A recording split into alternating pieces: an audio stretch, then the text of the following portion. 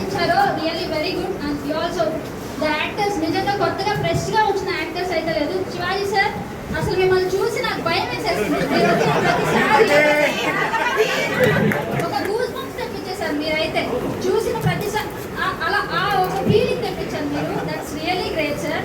And more over ఏంటంటే ఈ movie sir అసలు మీరు సెలెక్ట్ చేసుకున్న జర్నల్స్ కానీ మీరు చూస్ చేసుకునే విధానం కానీ ఇట్స్ రియల్లీ గ్రేట్.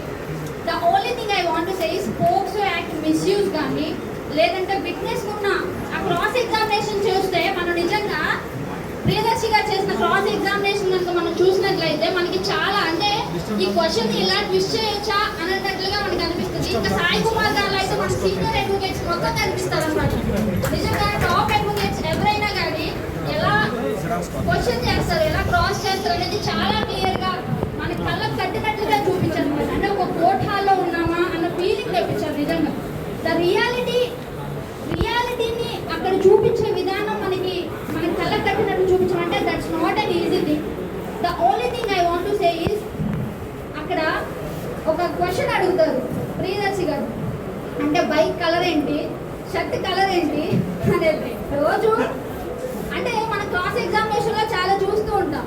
మనం ట్రైనింగ్ ఎలా ఇస్తామంటే ఆ షర్ట్ కలర్ చెప్పాలి, ఆ బైక్ ఇది చెప్పాలి అని చెప్పేసి. The way he asks questions అక్కడ ప్రతి ఒక్కళ్ళు అంటే లాయర్గా నేనే లేచి అంటే మిస్ అంటే ఇలా కొట్టి సీటు లెగాలి అనే ఫీలింగ్